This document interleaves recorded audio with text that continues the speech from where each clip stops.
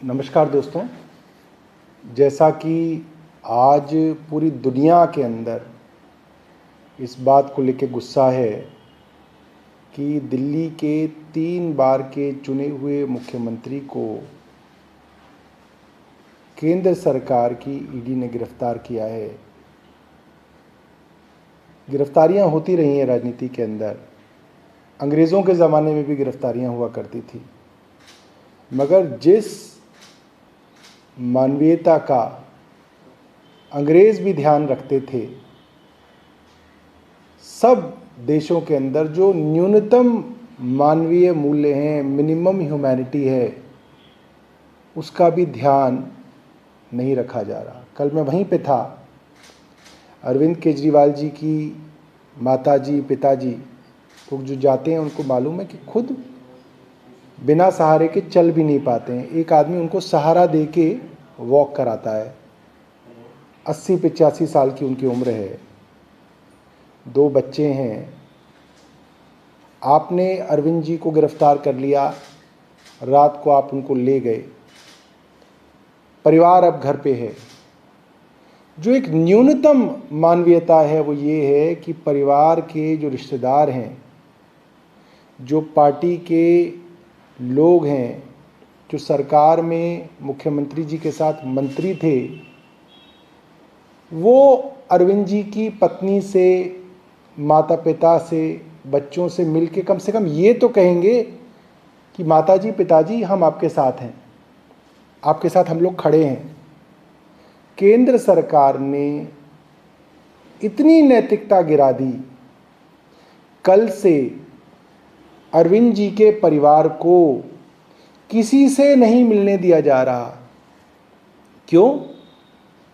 ताकि ये mental torture, mental harassment, trauma उनको रहे कि देखिए हमारा बेटा गिरफ्तार हो गया तो आज दुनिया में कोई हमारे पास मिलने भी नहीं आ रहा। ये एक साइकोलॉजिकल गेम केंद्र सरकार एक चुने हुए मुख्यमंत्री के 85 साल के बूढ़े माँ बाप के साथ खेल रही है। मुझे लगता है कि इससे ज़्यादा शर्मसार करने वाली हरकत तो अंग्रेज़ों ने भी कभी नहीं की होगी। भगत सिंह भी गिरफ्तार हुए होंगे तो उनके माँ बाप जो है लोगों से मिल सके होंगे। दूसरी बात, बार बार कहा जा रहा है कि अरविंद केजरीवाल जी की जान को खतरा है।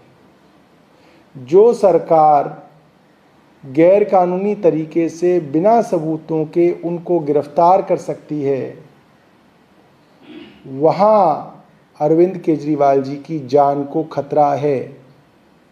ये बात हम मीडिया में इसलिए कह रहे हैं ताकि लोग इसके लिए आवाज़ उठा सकें, क्योंकि हमारी बात तो अब केंद्र और एजेंसियों ने सुननी बंद की हुई है।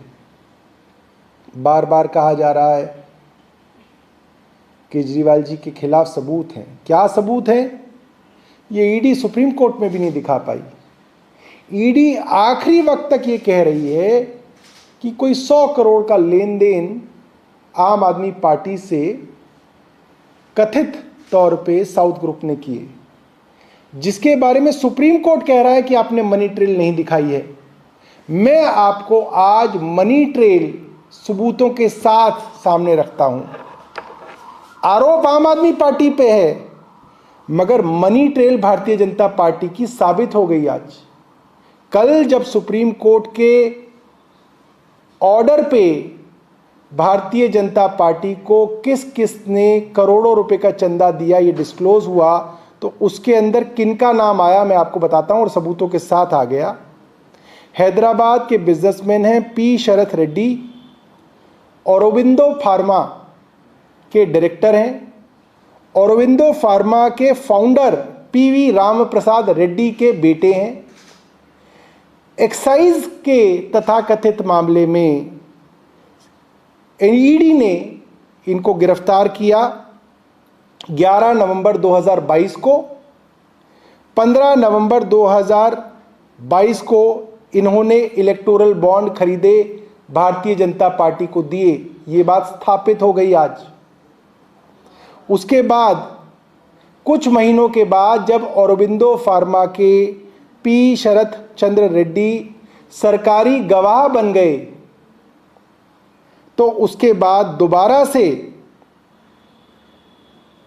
21 नवंबर 2022 को वो सरकारी गवाह बने और उसके बाद ही,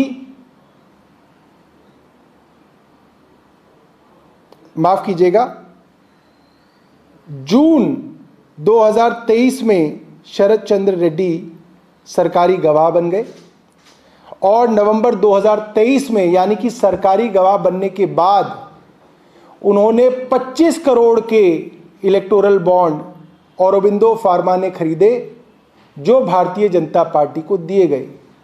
कहने का मतलब यह है, एक आरोप तो अरविंद केजरीवाल जी की आम आदमी पार्टी पे है कि मनी ट्रेल नहीं है, ईडी मनी ट्रेल नहीं दिखा पा रही कि पैसा आम आदमी पार्टी के पास आया।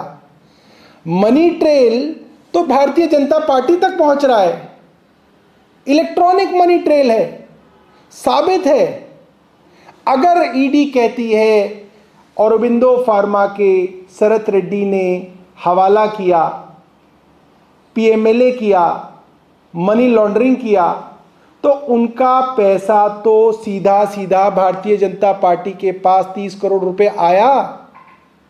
प्रोसीड्स ऑफ क्राइम तो भारतीय जनता पार्टी के पास जा रहा है, सबूतों के साथ जा रहा है, सुप्रीम कोर्ट के हवाले से आ गई ये बात, और आरोपी अरविंद केजरीवाल को बनाया जा रहा है। Money trail Bharatiya Janata party तक जा रही है। मैं नहीं जानता कि कोर्ट आज इन चीजों को देख रहे हैं या नहीं देख रहे हैं, मगर जनता ये सब देख रही है। ये चीजें सब पब्लिक डोमेन के अंदर है। मैं भारत की जनता से हाथ जोड़ के निवेदन करूंगा और भारतीय जनता पार्टी के समर्थकों को खास तौर पर निवेदन करूंगा, जो कल से अरविंद केजरीवाल को गाली दे रहे हैं, जो खुशियां मना रहे हैं, लड्डू बांट रहे हैं भारतीय जनता पार्टी के कुछ समर्थक कि अरविंद केजरीवाल को जेल भेज दी। आप जरा ये भी देख लीजिए कि ये पैसा तो भारतीय जनता पार्टी की तिजोरी में आया है।